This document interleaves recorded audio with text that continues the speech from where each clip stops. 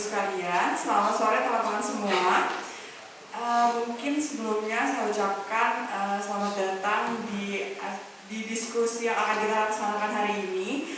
Baik, seperti yang kita tahu teman-teman semua bahwa di MK sedang memperdebatkan mengenai pemilu yang akan kita laksanakan di tahun 2024 nantinya, yaitu sistem pemilu proporsional terbuka ataupun tertutup. Nah, oleh sebab itu, sembari menunggu keputusan MK, mungkin dari teman-teman mahasiswa di sini kita bisa memperdebatkan seperti apa sih sistem pemilu yang cocok bagi Indonesia di tahun 2024 nanti.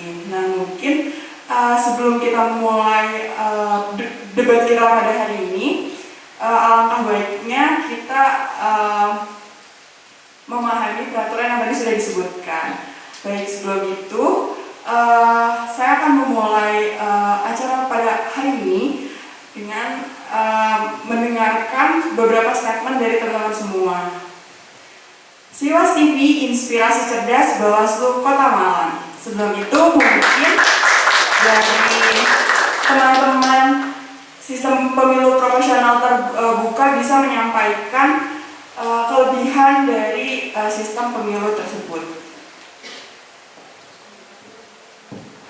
Oke, baik. Terima kasih kepada moderator yang sudah mengizinkan atau memberikan waktu untuk kita bisa menyampaikan apa yang kemudian menjadi gagasan dan menjadi argumentasi kuat kita. Kenapa kemudian kita berpihak dan kenapa kemudian kita bersikap pada proporsional terbuka. Terdapat banyak alasan, terdapat banyak argumentasi. Setidaknya kita akan menyampaikan 5 alasan paling kuat kenapa kemudian hari ini bahkan kita menjadi tawaran pada teman-teman proporsional tertutup untuk akhirnya bisa ada dalam satu kapal, satu pemikiran untuk bersama-sama terkait dengan proporsional terbuka. Yang pertama, alasannya adalah karena sesuai dengan dalam asas demokrasi, kenapa kemudian akhirnya hak suara dari setiap masyarakat itu harus kemudian terjamin.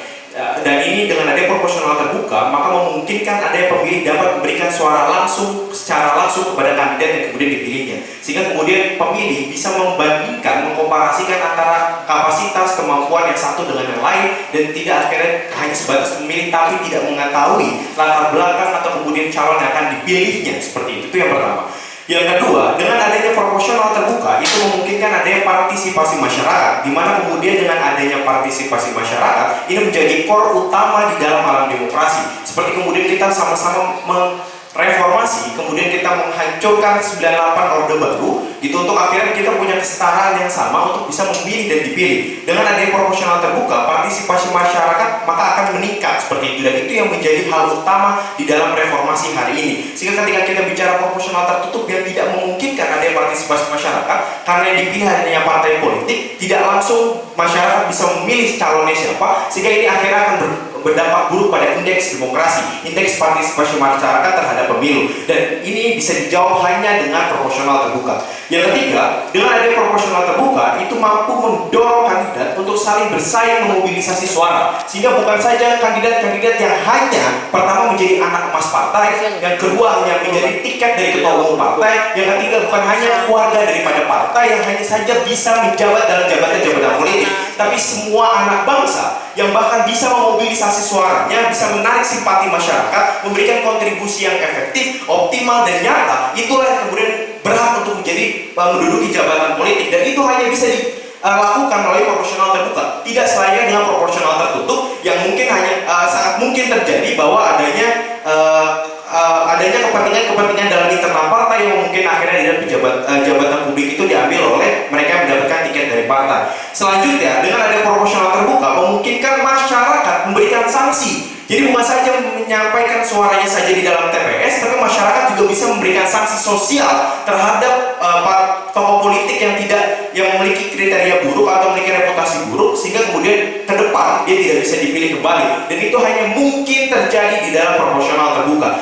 Selanjutnya, dengan proporsional terbuka maka kita dapat meminimalisir terjadinya oligarki di dalam internal partai. Karena sama-sama kita ketahui bahwa dengan proporsional tertutup maka sangat peran dan fungsi ketua umum partai atau partai ini sangat kuat dalam mendelegasikan jabatan-jabatan politik. Nah, sehingga ini memungkinkan ada oligarki di internal partai, dan itu hanya bisa diminimalisir, itu bisa hanya kemudian ditanggulangi dengan ada proporsional terbuka. Maka tidak ada alasan sedikit pun kenapa yang kemudian akhirnya menegasikan atau kemudian akhirnya mampu melemahkan argumentasi kita di dalam proporsional terbuka, karena dengan proporsional terbuka itu mampu mampu mengaspirasikan seluruh suara masyarakat Indonesia. Mungkin itu saja, terima kasih, dan kami tetap bersikukuh dalam sikap kami di proporsional terbuka.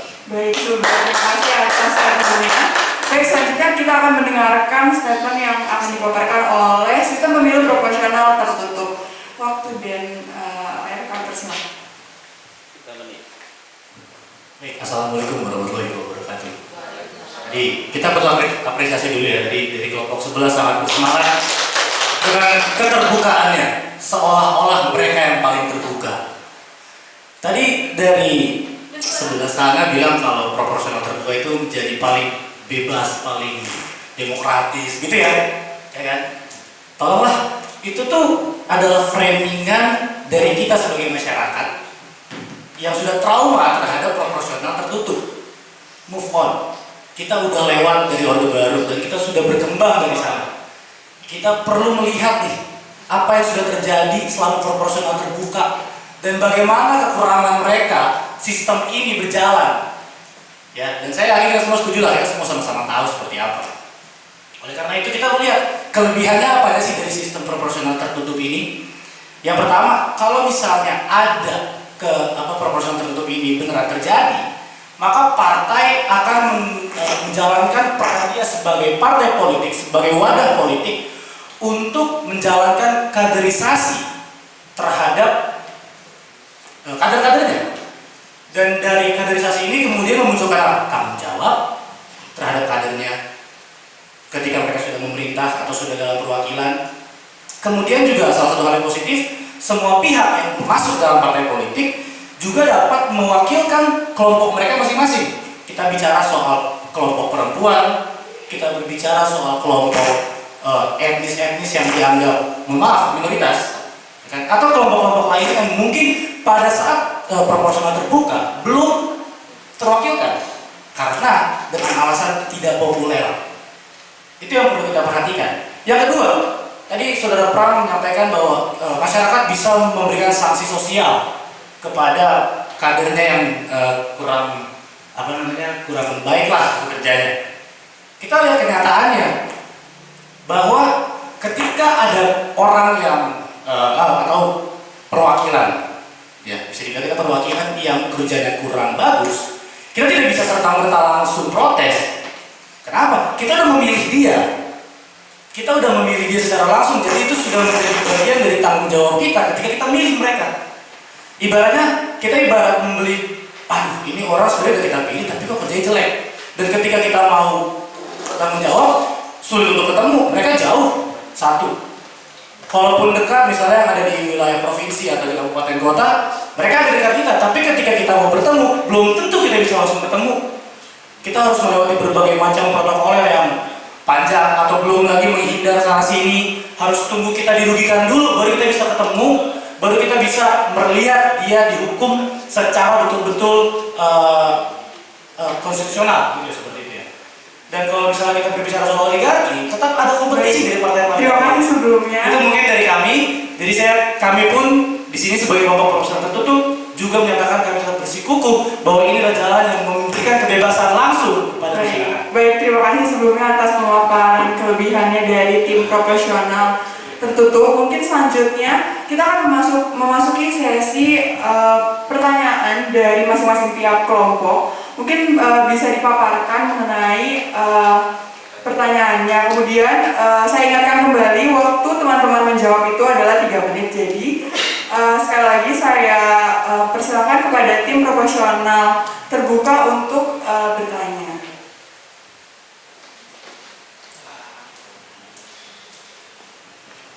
Oke, mungkin terima kasih moderator atas kesempatannya. Mungkin pertama saya sangat menyayangkan sekali dari teman-teman proporsional tertutup hanya menyampaikan 2 kelebihan saja, karena tadi banyak mengevaluasi dari apa yang kemudian kita sampaikan. Sementara tidak ada argumentasi perbanding dari 6 argumentasi yang kemudian kita sampaikan, dan hanya 2 argumentasi yang kemudian disampaikan. Dan mungkin Dewan Juri atau teman-teman sekalian bisa menilai di mana kemudian kelebihan dibanding di antara kedua tim itu sendiri. Itu yang pertama. Yang kedua, pertanyaan yang kemudian akan kita sampaikan adalah teman-teman dari tim proporsional tertutup selalu bicara soal sistem kaderisasi partai, tapi teman-teman proporsional tertutup tidak pernah menawarkan konsep sistem kaderisasi partai seperti apa yang kemudian akhirnya bisa menjawab keresahan kita semua dan kemudian bisa memastikan bahwa dengan sistem kaderisasi demikian itu mampu mensolusikan kader-kader hari ini, tokoh-tokoh politik hari ini yang kemudian bermasalah itu tidak akan bermasalah dengan sistem kaderisasi yang kemudian ditawarkan. Itu yang kemudian harus dijawab oleh tim proporsional tertutup. Yang kedua, bagaimana kemudian tim proporsional tertutup bisa menjawab dan bisa menjamin bahwa bagaimana caranya memastikan kepada masyarakat bahwa intervensi internal partai itu tidak akan berlebih. Itu seperti yang menjadi kekhawatiran kita semua dengan proporsional tertutup, karena ada intervensi partai yang berlebih dan oligarki di dalamnya, itu tidak akan terjadi dan itu menjadi jaminan bagi masyarakat. Itu yang kedua. Yang ketiga, yang kemudian harus dijawab oleh tim proporsional tertutup itu adalah bagaimana tim proporsional tertutup bisa meyakinkan kami bahwa dengan potensi adanya monopoli partai besar di dalam proporsional tertutup itu mampu bukan menjadi penyakit bagi demokrasi kita. Karena dengan proporsional terbuka saja kita sama-sama tahu bahkan ada di dalam internal partai tertentu yang justru hari ini dengan adanya threshold, parliamentary threshold atau presidential threshold itu memungkinkan partai-partai besar berkuasa. Nah, bagaimana dengan proporsional tertutup yang justru itu mengafirmasi hari ini penyakit dan kecacatan daripada parliamentary atau presidential threshold. Nah, tiga hal ini yang kemudian harus dijawab oleh tim dari proporsional tertutup gitu. Mungkin selanjutnya ada tambahan sedikit dari teman saya.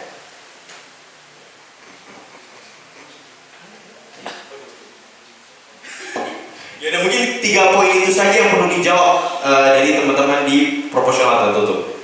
Dan terakhir, kita mengingat dalam Orde Baru. Nah, Orde Baru ini kan menjadi bentuk contoh daripada proporsional tertutup yang hari ini menjadi sama-sama dosa besar bagi negara ini gitu. Kita sama-sama reformasi 25 tahun reformasi hari ini itu menjadi bentuk daripada kecacatan dan kritik besar kita terhadap Orde Baru. Mungkin itu saja. Terima kasih. Baik, terima kasih pertanyaannya. Mungkin dari teman-teman kelompok sistem pemilu proporsional tertutup bisa langsung menjawab pertanyaan-pertanyaan yang sudah diberikan. Mungkin bisa satu persatu terlebih dahulu. Saya ingatkan kembali waktu teman-teman menjawab adalah 3 menit. Teman-teman boleh menjawab dari sekarang. Silakan teman-teman sistem pemilu proporsional tertutup.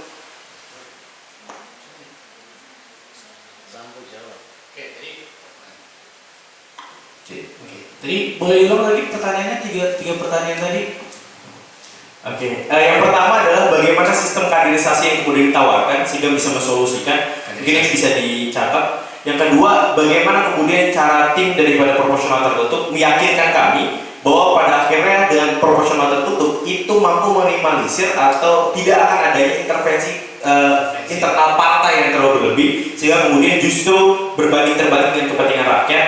Yang ketiga, dengan adanya proporsional tertutup itu sangat mungkin adanya monopoli partai besar. Nah, bagaimana kemudian potensi monopoli partai besar ini tidak akan menjadi penyakit bagi demokrasi kita, karena dengan proporsional terbuka saja sangat mungkin terjadi adanya monopoli partai besar, salah satunya dengan cara parliamentary threshold atau presidential threshold gitu. Oke, terima kasih. Yang pertama, kita coba satu ya. Siap? Siap, Pak. Yang pertama soal kaderisasi. Kaderisasi itu kita perlu ingat bahwa partai politik itu memiliki identitas. Betul. Sesuatu yang hilang selama proporsional terbuka. Ya. Kita tahu, kita sebagai orang-orang akademisi lah di sini. Kita tahu bahwa ideologi itu ada sangat banyak. Ada berbagai macam keyakinan yang semestinya bisa dibawa menjadi kepentingan masyarakat atau bisa menjadi sebuah pola dalam negara. Nah, kemudian kalau misalnya partai politik memiliki identitas yang kental, itu bisa menjadi bahan untuk kaderisasi kita. Itu yang menjadi bahan untuk perjuangan dari masing-masing kader kita ketika nanti turun dalam pemerintahan. Kita berbicara nanti, karena ini belum terjadi, saudara Trump. Belum terjadi karena untuk saat ini masih terbuka ya berjalan. Itu yang pertama. Kita akan menekankan pada identitas yang kita miliki sebagai partai. Yang kedua, soal intervensi partai. Kembali, intervensi partai itu tidak akan terjadi kalau yang diisi oleh orang-orang yang berkualitas, di mana orang-orang ini memang untuk demi kepentingan negara. Kita ada masyarakat ini masuk ke partai karena mereka menginginkan perubahan bagi negara tentunya. Dan dari situlah kemudian setiap kali ada pemerintahan yang berjalan, di situ kemudian terjadi berbagai macam diskusi yang intervensi itu kemudian ya tidak menjadi sebuah alasan untuk terjadi. Karena semuanya ujung-ujungnya tetap kembali pada partai. Dan untuk yang ketiga, monopoli partai besar, tentu tadi sepertinya sudah saya jawab tentang bagaimana partai-partai ini memang tetap harus berkompetisi sesuai dengan identitasnya masing-masing. Terjadi yang namanya pertarungan ide di sana. Dan kuat-kuatan mana? Kalau misalnya memang pintar dan memang sesuai dengan apa yang terjadi pada masyarakat, disitulah kemudian masyarakat dapat menilai, oh ini yang cocok untuk kami. Dan dari sistem proporsional ini pun terjadi pendidikan politik yang kita sama-sama perlukan bagi negara kita pada saat ini. Mungkin itu saja. Ada dari teman-teman yang menambahkan? Ini nambahin terkait dari polarisasi sendiri. Jadi teman-teman partai nantinya itu pasti punya ideologi masing-masing, jelas. Dan itu bakal nanti dikembangkan oleh kader-kadernya sendiri. Sudah clear lah di situ permasalahannya. Terus tidak intervensi, baik terbuka maupun tertutup pasti intervensi. Baik lagi. Tapi di sini adalah kehendak dari partai untuk menentukan siapa yang bakal didelegasikan ke kontestasi pemilu nanti. Seperti itu. Baik, karena waktu sudah habis, mungkin dari teman-teman tim sistem pemilu proporsional tertutup sebelum teman-teman bisa mengajukan pertanyaannya kepada teman-teman sistem pemilu proporsional terbuka. Mungkin saya ingatkan kembali waktu teman-teman bisa berbicara adalah 3 menit, dimulai dari sekarang. Oke. Terima kasih buat presenter. Pertanyaan pertama ini terkait polarisasi lagi. Baik lagi ya di sini. Bagaimana dari teman-teman sistem pemilu proporsional terbuka itu mendelegasikan dan mempunyai pola kaderisasi dan delegasi ke kontestasi pemilu, itu pertama. Terus yang kedua, menjawab mengenai isu calon yang hanya popularitas saja. Itu dari teman-teman bagaimana tanggapannya?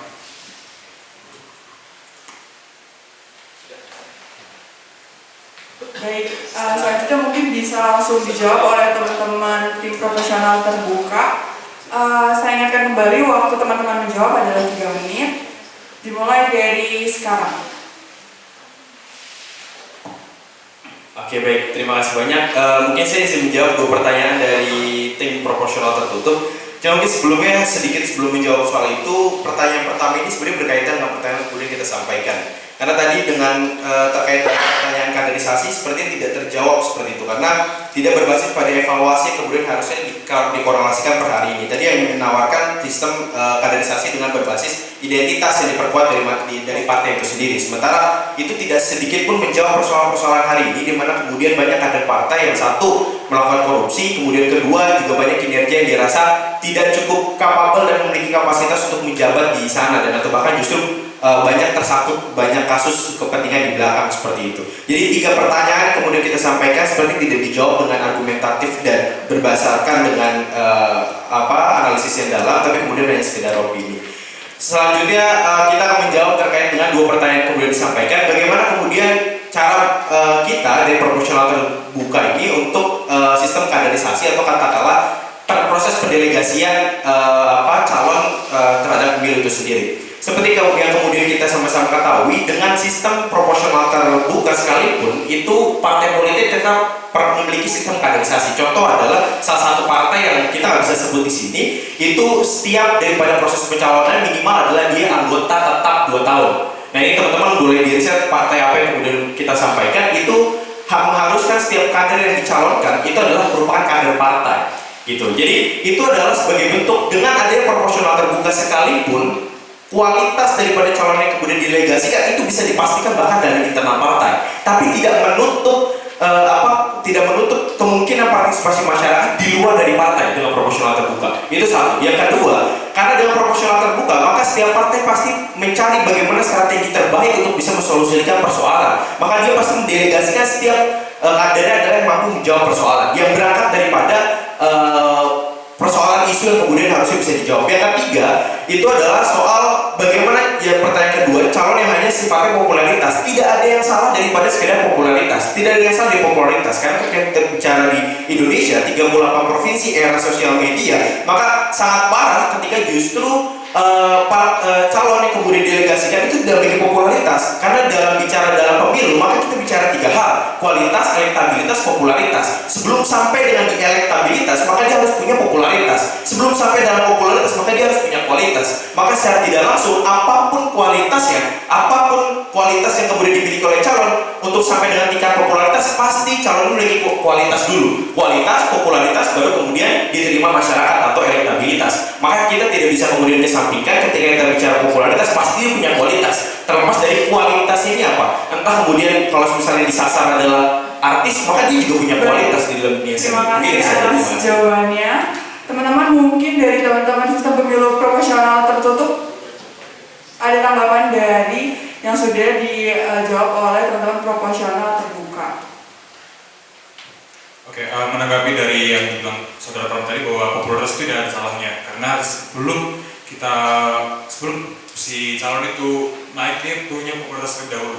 Cuma kalau misalnya kita berkaca dari berbagai kasus yang ada, katakanlah para artis yang maju dalam legislatif, popularitas yang mereka hasilkan itu berbeda dengan popularitas terhadap cara mereka memimpin masyarakat. Popularitas mereka miliki adalah popularitas dalam hal misalnya seni, dalam bernyanyi, dalam acting segala macam. Dan itu sangat berbeda sekali dengan popularitas terhadap kemampuan mereka untuk memimpin masyarakat. Dan ini kita berbicara tentang memimpin masyarakat, bukan menghibur masyarakat. Maka ini adalah yang kita fokuskan, bahwa banyak partai-partai di dalam sistem proporsional terbuka, mereka mengutamakan popularitas dari calon tersebut supaya mengangkat suara mereka, supaya kursi mereka yang mereka dapatkan bisa lebih banyak. Dan itulah yang kami tekankan di dalam proporsional tertutup ini, bahwa kami dalam memilih calon tidak berdasarkan popularitas saja, tapi juga kualitas mereka, supaya kedepannya nanti masyarakat akan memilih pemimpin yang baik dan tidak hanya mengandalkan popularitas yang bahkan bukan dalam hal memimpin masyarakat. Mungkin bisa lanjut teman saya. Oke, tadi dibilang kita tidak menjawab soal persoalan kaderisasi gitu ya, cara internalisasi yang baik. Sekarang kita bisa melihat tadi bilang tidak menjawab persoalan yang ada. Sementara yang membuat persoalan itu ya sistem proporsional terbuka. Kalau kita bisa lihat, kita tadi kan jawaban kita ini adalah kita memiliki identitas. Sekarang, apakah di sistem yang ada partai-partai yang sekarang ikut dalam pemilu memiliki identitas yang kuat? Saya berbicara berdasarkan sebuah penelitian yang dilaksanakan oleh dosen saya. Dalam penelitian disebutkan bahwa partai-partai yang ada sekarang itu tidak lagi berdasarkan identitas, tetapi berdasarkan yang mana yang menguntungkan aja. Ada istilah catch all. Tapi kalau menurut dosen saya itu diganti menjadi match all party. Dalam artian partai menyesuaikan dengan apa yang masyarakat butuhkan, yang sekiranya tidak benar-benar konkret, tapi yang benar-benar ini cuma cukup, asik nih, ini masyarakat lihat ini bagus, menguntungkan ya. Akhirnya tindakan-tindakan yang dibuat adalah artis bagus, populer, jadikan calon. Masih terus masih ada waktu? Oke, kurang lebihnya seperti itu. Saya lanjutkan ke teman saya. Oke, tadi pun dari buku sebelah sana ya tidak menunjukkan pola kaderisasi yang jelas. Karena dia hanya mengatakan 2 tahun saja, gitu. Betul ya, kayak gitu. Dan di sini pun baik dari teman-teman sebelah sana itu mempertanyakan gini, aku dari sebelah sini ya mempertanyakan lagi terkait pola kaderisasi sampai artis itu bisa untuk mencalonkan, karena udah jelas pola kaderisasi yang ada dalam partai itu hanya mengalami urus saja, bukan terkait kompetensi maupun pengalaman. Baik, terima kasih sebelumnya. Mungkin dari teman-teman sistem pemilu proporsional terbuka bisa langsung menjawab atau menanggapi dari teman-teman.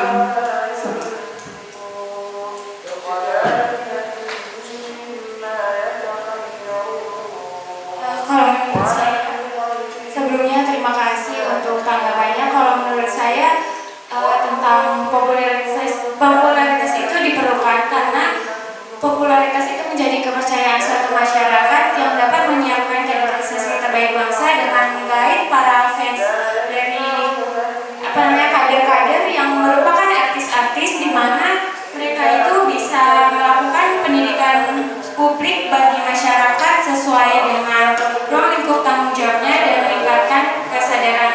kewajiban masyarakat dalam berkehidupan serta berbangsa dan bernegara. Kemudian di dalam sosialisasi tersebut mungkin nanti ada pendidikan yang dijadikan sebagai acuan di mana mereka bisa meningkatkan kesejahteraan untuk Indonesia dan lain-lainnya.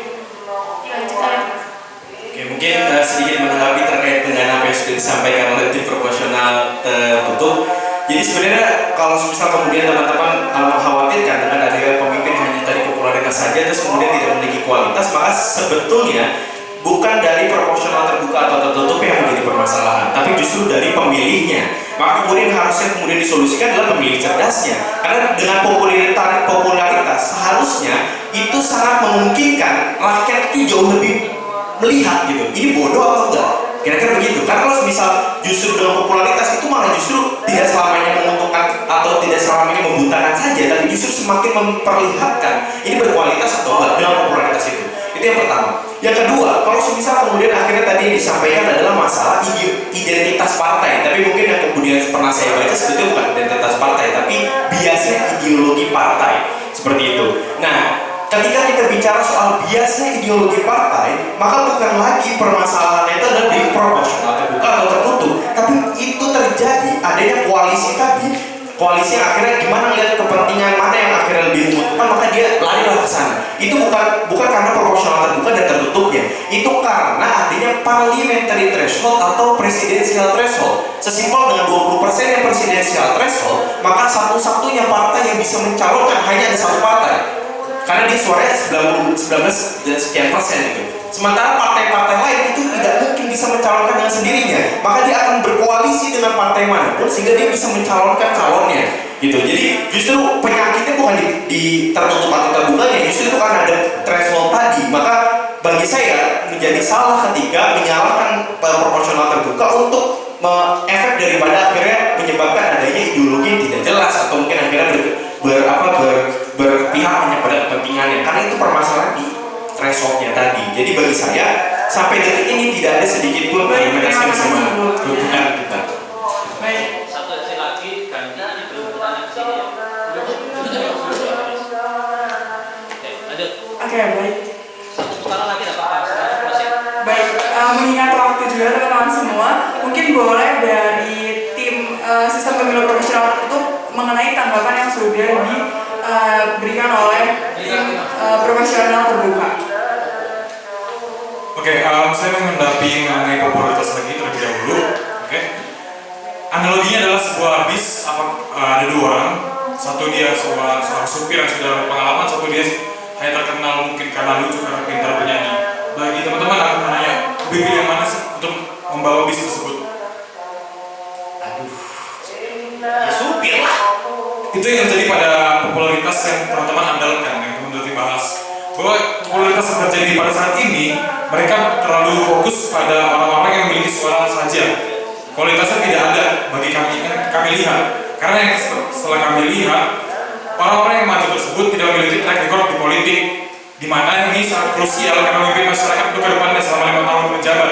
Dan apabila ini mengandalkan popularitas saja, maka ini kan seperti apa ya, dalam kepemimpinan masyarakat tidak akan pemimpin masyarakat memiliki kualitas yang buruk, dan ini kan berdampak pada masyarakat juga, berdampak pada ekonomi, kesejahteraan dan sebagainya. Dan inilah yang kami tekankan bahwa popularitas tidak bisa diandalkan untuk memajukan sebuah calon legislatif. Mungkin saya lanjutkan oleh teman-teman saya.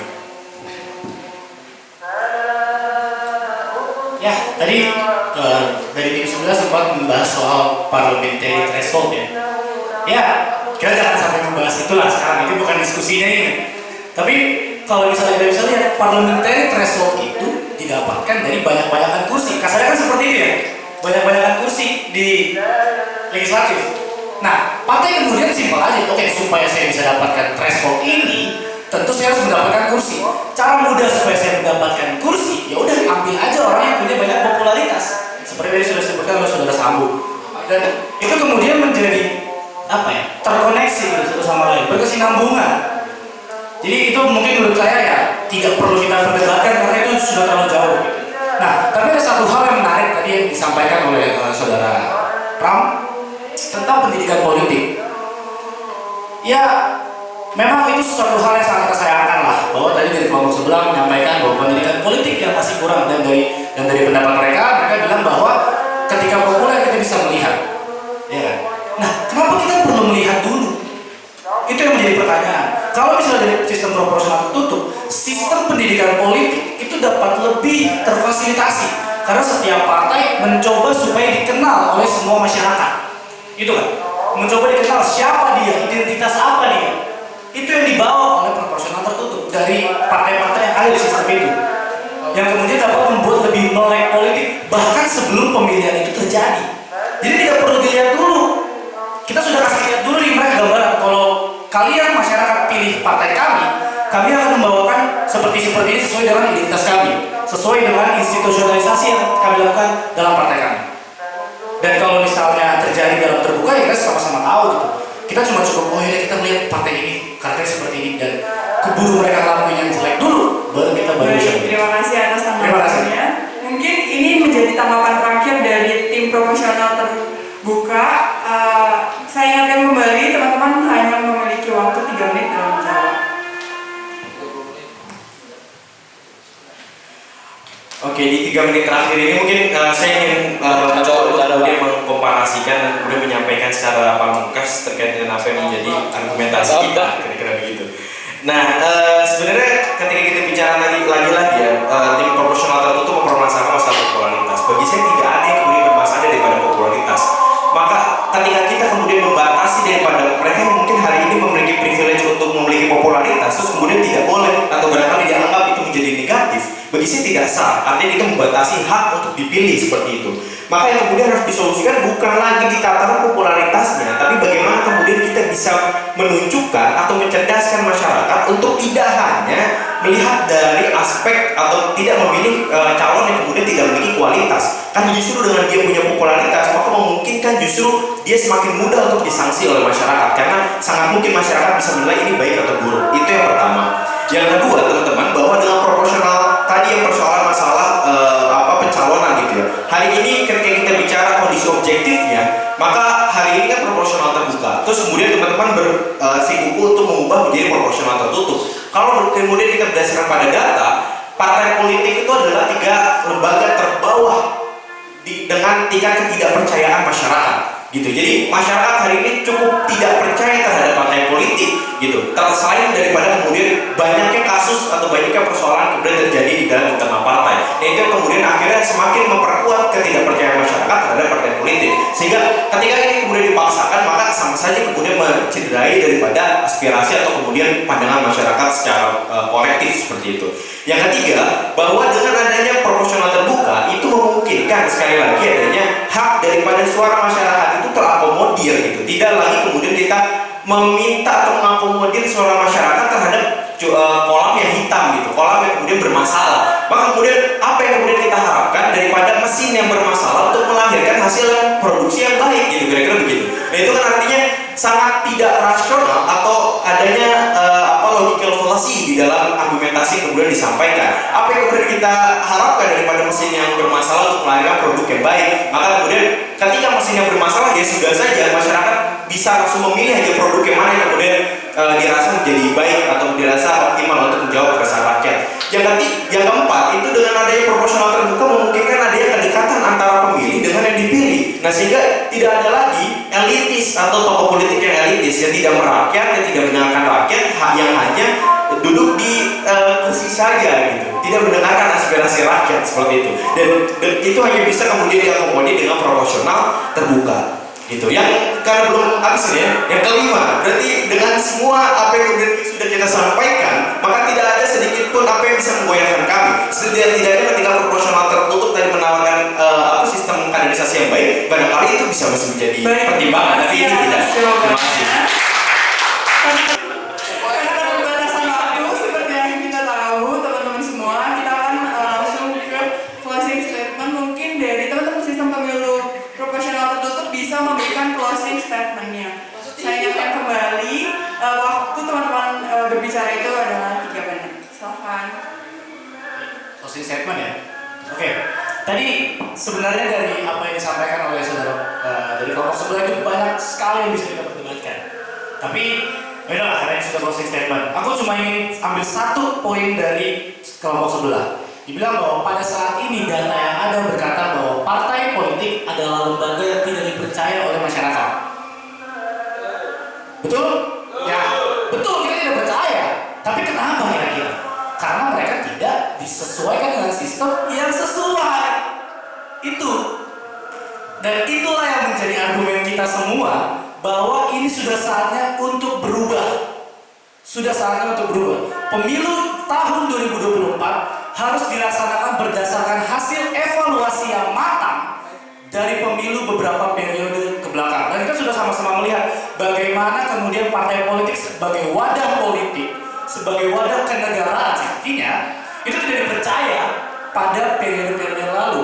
Maka mari kita melihat, kita mengevaluasi apa-apa saja, bagaimana kita dapat meminimalisir kecurangan yang ada, meminimalisir politik-politik uang yang terjadi selama sistem sebelumnya, untuk kita melihat, oh ternyata bahwa pada saat ini harus dirubah.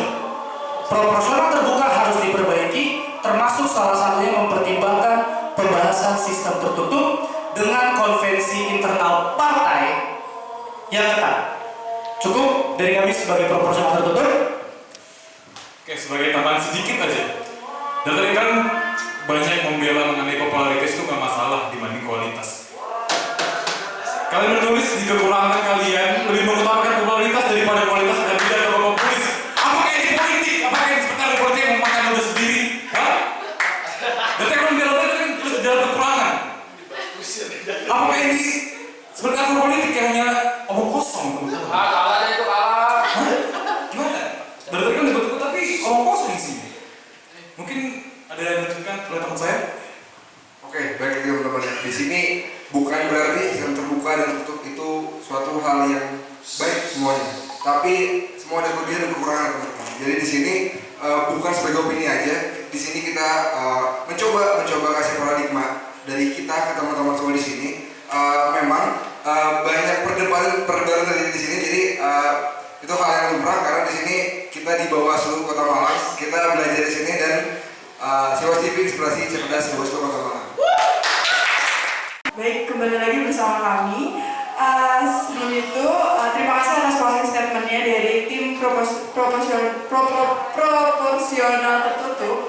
Mungkin selanjutnya kita akan mendengarkan closing statement dari tim sistem pemilu proporsional terbuka. Waktu kami persilahkan. Di sini kami akan menyampaikan closing statement, yaitu dengan adanya proporsional terbuka, pemilih memungkinkan untuk dapat memberikan suara langsung kepada kandidat. Itu yang pertama. Lalu yang kedua itu meningkatkan partisipasi masyarakat. Yang ketiga itu mendorong kandidat bersaing dalam memobilisasi massa untuk kemenangan. Lalu yang keempat memungkinkan masyarakat untuk memberikan sanksi sosial dengan mematikan karir politik akibat reputasi buruk tokoh publik. Yang kelima itu meminimalisir terjadinya kuatnya oligarki di dalam internal partai. Dan yang mana jauh lebih layak proporsional terbuka daripada proporsional tertutup, karena kita menyebutkan 5, sedangkan kelompok sebelah yaitu proporsional tertutup itu hanya menyebutkan 2 saja, sehingga kita yang pantas dipertimbangkan. Mungkin ada tambahan dari teman saya. Selain daripada apa yang kemudian sudah disampaikan, 6 argumentasi barangkali semisal untuk kita reminder kepada teman-teman sebelah bahwa 6 argumentasi ini menjadi penguat di mana kemudian hari ini kita menawarkan keberpihakan terhadap proporsional terbuka. Karena 6 banding 2 argumentasi itu kan sangat jelas apa yang kemudian akhirnya tim proporsional tertutup kesulitan untuk mencari argumentasi yang mendukung daripada apa yang kemudian mereka yakini seperti itu. Selanjutnya kemudian dari selain daripada 6 argumentasi yang kemudian sudah kita sampaikan, ada banyak tadi diskusi yang kemudian sudah kita sampaikan, dan ini sebagai bentuk kegagalan daripada proporsional tertutup untuk meyakinkan kami. Yang pertama, tim proporsional tertutup gagal menawarkan konsep kaderisasi dari masing-masing partai. Terus kemudian kedua, proporsional tertutup gagal meyakinkan kami untuk memperlihatkan bagaimana kemudian cara meminimalisir adanya kuatnya intervensi internal partai yang akhirnya menimbulkan oligarki di internal partai. Yang ketiga, tim proporsional tertutup gagal meyakinkan kami untuk akhirnya menjelaskan bagaimana kemudian menangani atau minimalisir meminimalisir potensi adanya monopoli partai besar. Sehingga tadi kita akhirnya diskusi masalah threshold seperti itu. Karena titik persoalannya bukan dalam proporsional terbuka atau tertutup, tapi justru ada di thresholdnya, teman-teman. Yang keempat, tim proporsional tertutup juga lagi-lagi gagal untuk meyakinkan kami bahwa bagaimana kemudian akhirnya sekali lagi mesin yang bobrok, mesin yang buruk, mesin yang tidak dipercaya, maka kemudian berharap pada mesin yang buruk, bobrok dan tidak dipercaya untuk melahirkan produksi yang baik. Maka kemudian akhirnya partai politik per hari ini secara data tadi sudah disampaikan 3 institusi terbawah yang sudah dipercaya oleh masyarakat, dan itu menjadi bentuk bagaimana kemudian kita masyarakat berharap terhadap partai politik. Maka kemudian setidak-tidaknya sebobok-boboknya pemilu yang ada, yang paling sederhana adalah ketika hak suara kita mampu dijamin dan mampu diaspirasikan kepada pilihan sesuai dengan hati kita. Kiranya itu saja. Pada hari ini, sebelum menutupnya jalannya acara, mungkin kesimpulan yang saya bisa ambil adalah bahwa baik sistem pemilu proporsional terbuka maupun tertutup memiliki kekurangan dan kelebihannya masing-masing. Untuk itu, masyarakatlah yang bisa menentukan sistem pemilu seperti apa yang cocok yang nantinya akan diselenggarakan di pemilu 2024 nanti. Mungkin sekian dari saya. Selamat sore. Siwas TV, inspirasi cerdas Bawaslu.